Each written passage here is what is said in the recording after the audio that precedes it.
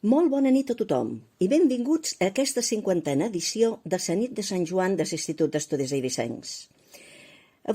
Just avui, fa 50 anys que l'Institut d'Estudis Eivissencs va celebrar en aquest mateix poble la seva primera nit de Sant Joan. Aquell 23 de juny del 1971 va ser la primera manifestació pública del renascut Institut d'Estudis Eivissencs. L'Institut havia començat amb molts d'ànims el 1949, però pocs anys després va quedar aturat i sense activitat fins que a l'estiu de 1970 un grup de jóvens el reprengué amb força. Aquella primera festa de la nit de Sant Joan va organitzar-la l'Institut per distingir una feina feta pels alumnes del Col·legi Públic de Sant Josep sota la direcció del mestre Pere Planells Marí. Era un recull de cançons que s'havia anat publicant per capítols al diari d'Eivissa i que va donar lloc a la institució dels Premis Escolars Nit de Sant Joan.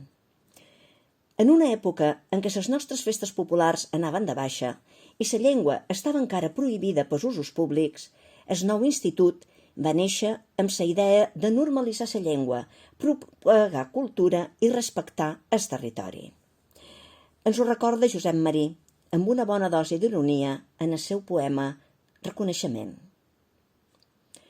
Era un temps juvenívol, d'impulsos i de ràbia, de voler que les coses tinguessin el seu nom, que ningú no es veís amb una granarada la poca cosa que érem encara en la desídia. Se'ns prohibiren cantants, se'ns prohibiren cançons, ens socarraren cursos eivissencs de cultura. Érem rojos, roents, com els fills del dimoni. Ens devien tenir una fitxa reservada. Oh, que dolents, que dolentassos que érem!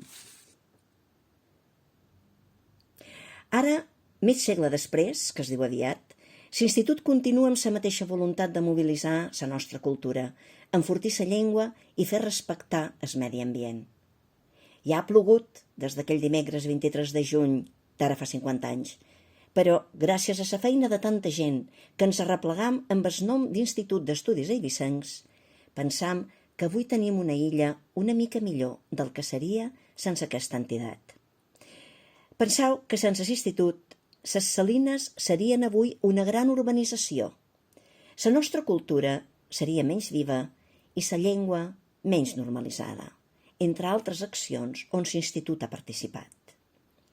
Queda molt per fer, és cert, i ho patim cada dia en forma de menyspreus a la llengua i a la cultura que semblen no acabar-se mai. Ho sentim en veure nous hotels i grans mansions avui ja innecessaris, menjant-se més i més territori natural, i ho lamentam quan el nostre medi ambient es degrada per manca de planificació i seny ecològics.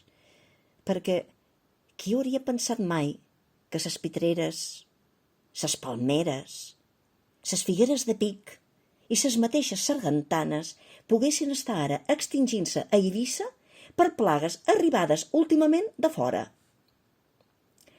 No cal badar, ja hem badat prou, i sapiguem que ningú no ens pot prohibir l'ús de la nostra llengua, que no necessitam continuar consumint territori per fer nous hotels i que la nostra cultura és innegociable. I pensem sobretot que les illes que tinguem depenen de nosaltres, de l'actitud de cada un cap a la llengua, la cultura i el territori. Amb les institucions al davant, és clar, de qui esperam un tracte exquisit i exemplar cap a la llengua catalana i el patrimoni cultural i territorial. Som conscients que les Pitiüses són ara mateix unes illes on convivim gent d'arreu del món. Benvinguts a tots. Us demanam el màxim respecte, alhora que la vostra complicitat per la llengua, la terra i la cultura del lloc que us acull. Salut i molt bona nit a tothom.